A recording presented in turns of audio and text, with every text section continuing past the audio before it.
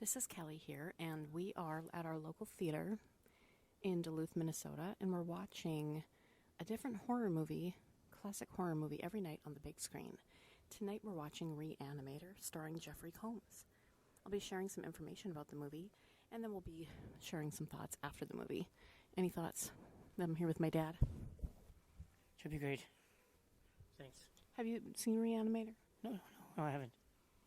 Can you remember the first movie that you saw on the big screen? Well, I saw Uncle Tom's Cabin, and that was in a theater in Minnesota. And it was, the woman came and played the piano because it was a remake of the original film. Didn't have any sound. It was really interesting to watch that. So it was a silent movie and they did the soundtrack live? Right. What kind of movies did your parents go to? They went to everything, didn't they? Yeah, everything. I like science fiction right from the beginning.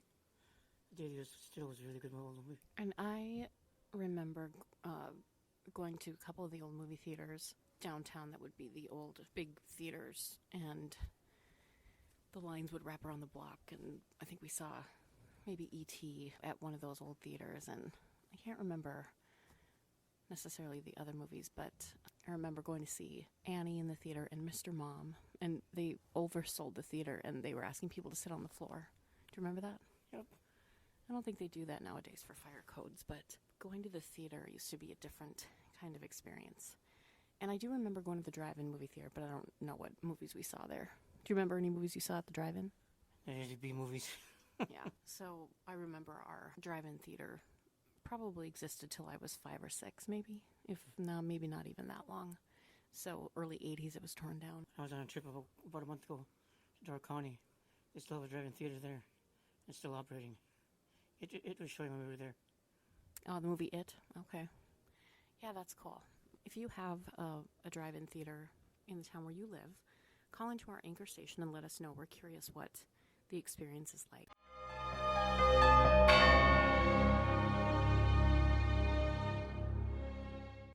Of Herbert West, who was my friend in college and in afterlife, I can speak only with extreme terror.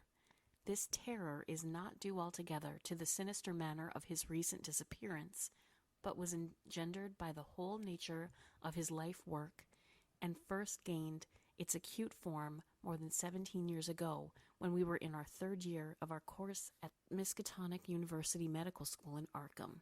While he was with me, the wonder and diabolism of his experiments fascinated me utterly, and I was his closest companion. Now that he is gone and the spell is broken, the actual fear is greater. Memories and possibilities are ever more hideous than realities. So begins H.P. Lovecraft's Herbert West Re-Animator. So some facts about the movie Re-Animator. As you know, it is based on an H.P. Lovecraft story called Herbert West Re-Animator. It came out in 1985. It's directed by Stuart Gordon, and it was originally devised as a stage production, and then later a half-hour television pilot, and then it became a feature film. The budget was less than $1 million. It was about $900,000 and got an R rating for video rental stores, it says here on Wikipedia. There are 2 sequels to the Re-Animator series, Bride of Re-Animator and then Beyond Re-Animator. Bride of Re-Animator came out in 1990, and Beyond Re-Animator came out in 2003. Re-Animator has a great score, and it was composed by Richard Band. And something that came to mind as I was watching the credits, his name is Richard Band, and I was thinking how in The Office, when Dwight is trying to make up a name for his dentist, he says Crentist. It's like, who's your composer? Richard Band. It just sounds like a fake name, but maybe it was meant to be. Also, the score has been noted for its similarities to Alfred Hitchcock's Psycho, Bernard Herrmann's score for Psycho, and it was recorded in Italy with the Rome Philharmonic. Re-Animator was released in October of 1985, and it went on to make about $2 million in theaters in North America. Re-Animator was well received by critics, and it has a 94% fresh rating on Rotten Tomatoes. If you you've never been before, this is something a little bit different. We're going to watch some previews up front, we're going to watch the movie, and then afterwards, we're going to do a bunch of trivia, and we're going to give away a lot of prizes. We went pretty crazy with this because this is an amazing movie. So, I saw Re-Animator when I was 16. Awesome, awesome movie. Perfect blend of horror and comedy and just self-awareness, and the practical effects are amazing. Gave me an absolute appreciation for Jeffrey Combs. Someday we'll do From Beyond. If you haven't seen From Beyond, great movie. The Frighteners, also, basically he's the kind of actor who just elevates anything that he's in. Okay, another thing we do at Midnight Movies, so we do drinking games, things to keep a lookout for this movie. Take a drink every time somebody is reanimated. Take a drink every time somebody sees a cat. Take a drink anytime somebody is thrown against a wall. And take a drink anytime somebody says Mr. West.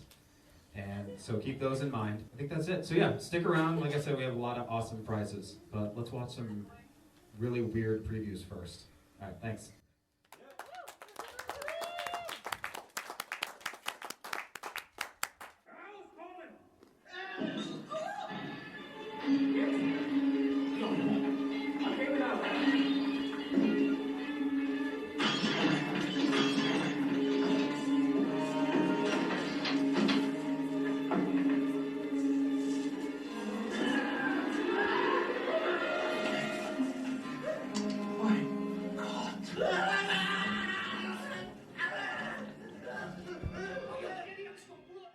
Okay, we are out of a Re-Animator, and it was a lot of fun seeing it on the big screen. The credit sequence is amazing. It's really worth watching just for that credit sequence with the theme song and the animation. So good. Thoughts? Very nice. I like the head talking in the pan. Really looked real. Yeah, it was great. Great practical effects, and Jeffrey Combs is a gift. He's plays Herbert West, the doctor. He's just so great. Can I just watch him in everything? I got to check out what else he has been in as of recent, but one of my favorites. We had a good experience watching the movie on the big screen. There were a couple of drunk, belligerent people behind us, but they got kicked out at one point, so the movie improved enormously after that. So, night 1 of 5 of classic horror movies on the big screen. There is a Re-Animator the musical that exists, and I would love to see this performed. It has a splash zone, just like Evil Dead the musical does, and it looks like a lot of fun. A severed head singing on stage. What more could you ask for from live theater? This movie, and I'm sure this musical, has such a good balance of horror and comedy. Oh, it would be amazing to see on stage. If you have seen Re-Animator the musical, call in to our anchor station and let us know. I would love to hear your thoughts. I also noticed that there's a Kickstarter for a Re-Animator board game. It says the game will allow up to 4 players to work cooperatively as assistants to the mad scientist Herbert West as he attempts to perfect and master his serum, which brings people back to life. It says that the goal is not to create mindless cannibals, but you can't always get what you want. And so you take on the role of narrator in a serialized adventure, and then you can travel around Lovecraft's fabled Arkham, Massachusetts, and find ingredients, mystic tomes, and fresh cadavers.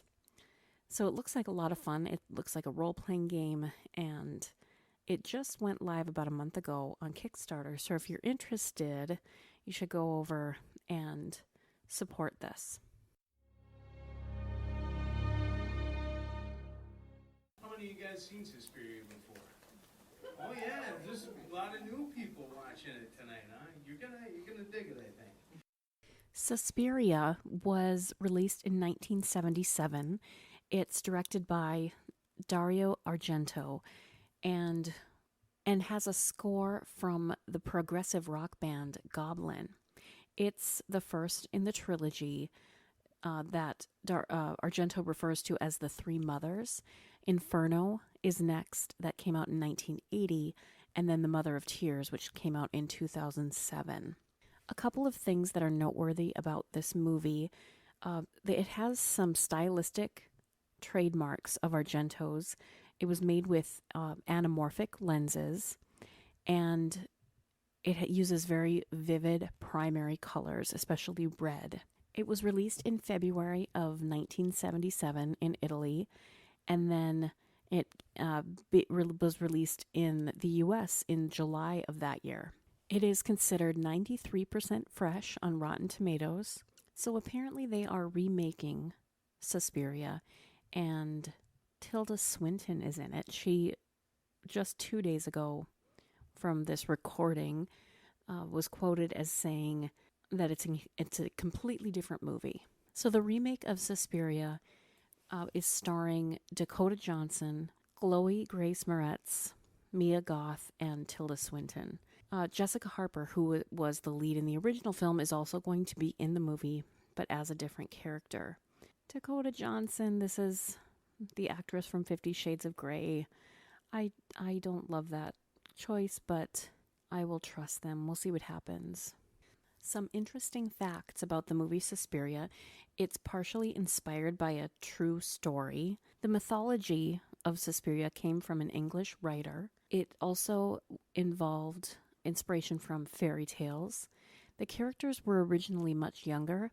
They were supposed to be between the ages of 8 and 10, but Argento decided to go towards older actors because the way that he worked, it wouldn't have fit to work with younger actors.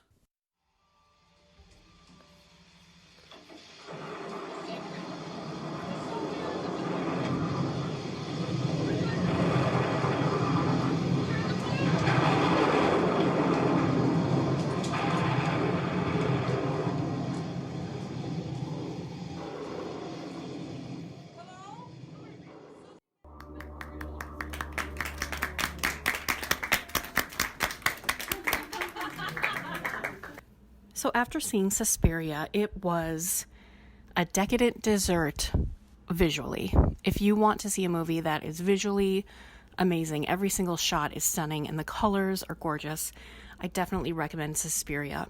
Also, realize that it's kind of a long build-up, but the payoff is worth it for the last 10 or so minutes of the film. Definitely check out Suspiria.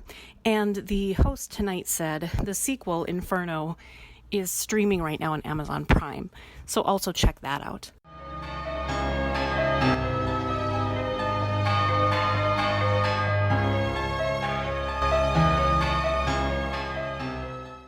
The movie Poltergeist came out in 1982. It was directed by Tobe Hooper, and Steven Spielberg also wrote the screenplay. It stars JoBeth Williams, Heather O'Rourke, Craig T. Nelson, and others.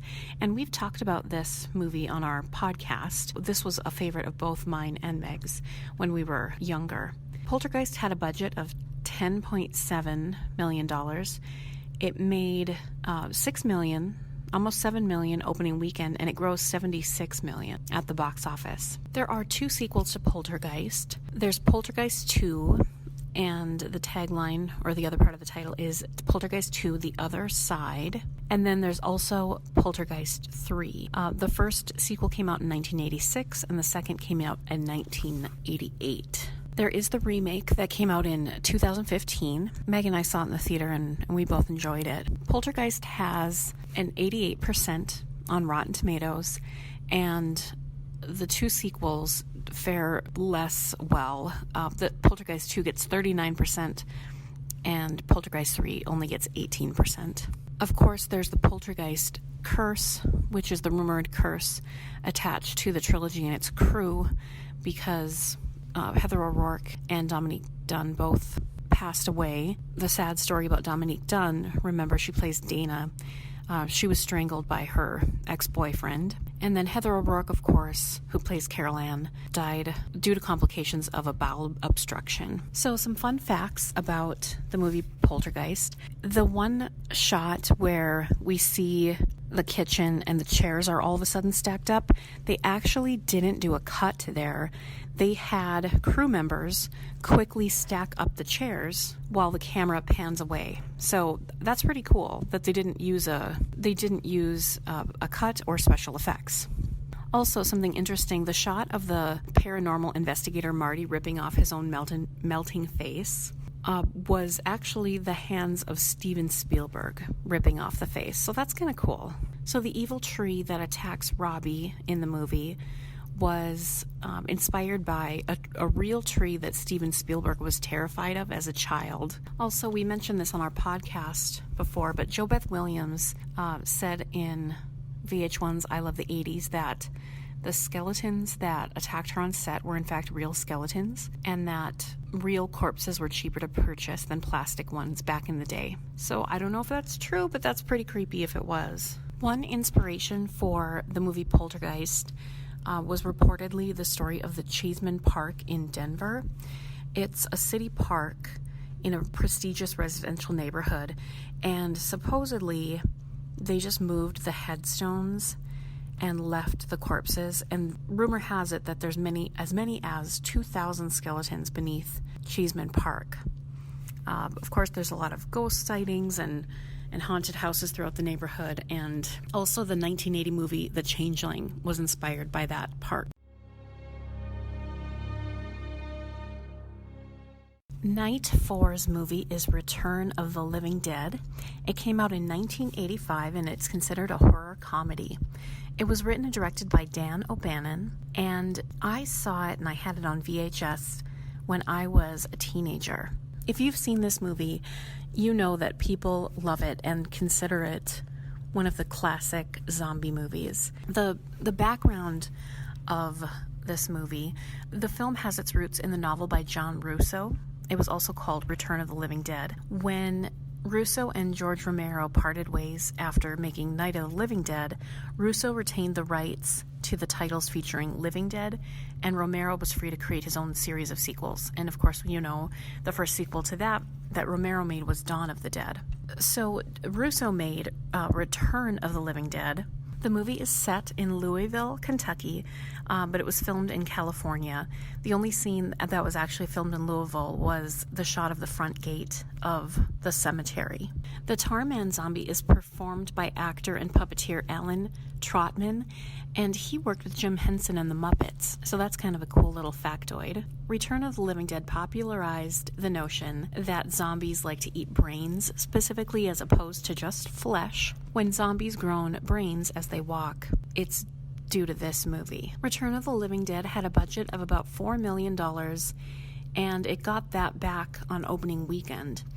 It ended up grossing $14 million in the US. So Return of the Living Dead was initially envisioned as a straight-up sequel to Night of the Living Dead, but it ended up becoming more of a horror comedy, as you know. It does have the first talking zombies and some fast-moving zombies. We've seen fast-moving zombies in 28 Days Later and also in World War Z, but this movie is the first to feature them. Also, something interesting about Return of the Living Dead is that actually it considers the zombie point of view, and we find out in the movie that the only reason zombies want to eat brains is because it numbs the pain of being dead, because they can literally feel themselves rotting. Aw, isn't that sad? So now you can feel a little empathy for zombies. Return of the Living Dead has a very famous soundtrack, of course. It has songs from a bunch of bands, but most notably the Cramps, and it's kind of cool because I got an autographed copy of the soundtrack from the Cramps back when I was in high school. Very cool. A fun fact about the movie, they got approval from Lysol to have Frank spray away the stench of death. And Lysol liked the idea that it could kill any conceivable odor, and so that's kind of funny. O'Bannon apparently offered the extras a bonus if they ate real brains. They were eating calf brains in the scenes, and he even took a bite himself to show them that he wouldn't ask them to do something he wasn't willing to do himself. Oh, gross. I cannot say that I would participate in that. I really hope you enjoy the movie. I think if you haven't seen it before, you're really in for a treat, because this is awesome. Ladies and gentlemen, enjoy Dan O'Bannon's Return of the Living Dead.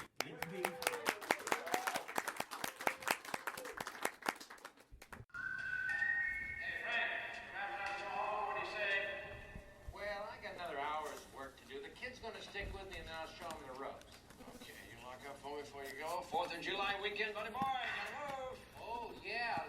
Well, you have a nice 4th, and I'll see you Sunday at the barbecue. You better believe it. I'll be there with bells on. Kid, I want to tell you something, and I mean this sincerely. No matter what happens, don't name it after me. Take it easy, Frank. My thoughts on Return of the Living Dead. I have not seen this movie since I was in high school. And so I had a couple of things that really stuck with me throughout this time. I remembered the two guys slowly being turned into zombies because they were slowly dying or they were dead. And then also I remembered how everyone else became zombies. They burned those body parts and it seeped into the soil. The thing I did not remember is how the character of Trash, she was naked almost the entire movie. And, maybe I just took it back then as, well, this is how it goes.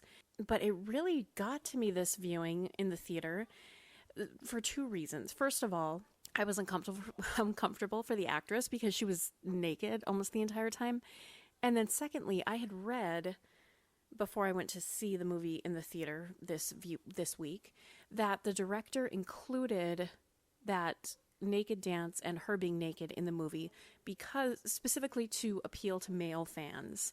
And he said, I guess in the commentary on the DVD, that he didn't realize there were so many female horror fans, and if he had realized that, he would not have had her be naked the entire time.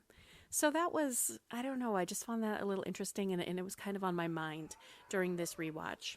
A lot of fun zombie action, though, and a lot of great humor. And it's always fun to see a movie, especially a horror movie, in the theater with a crowd.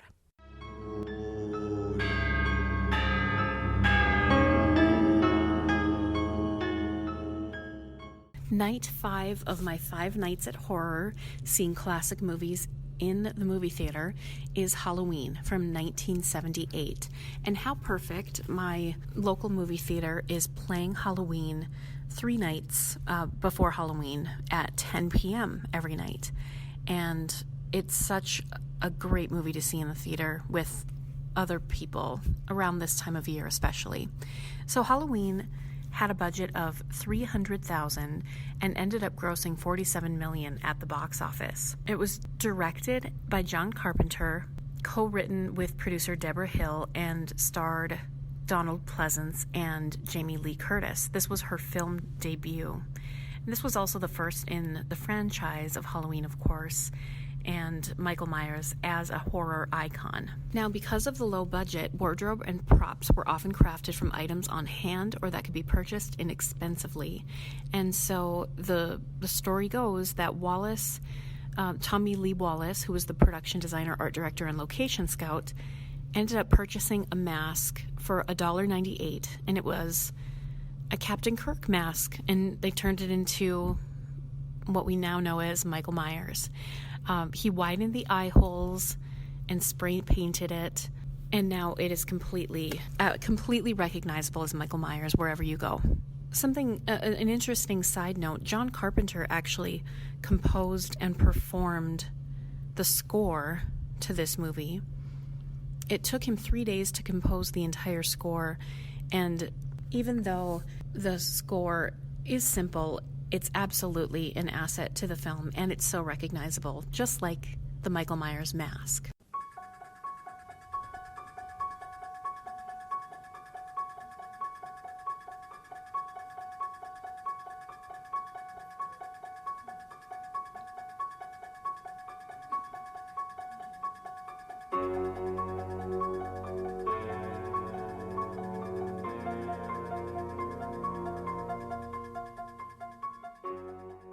What did I learn from seeing 5 classic horror movies 5 nights in a row in the movie theater this week?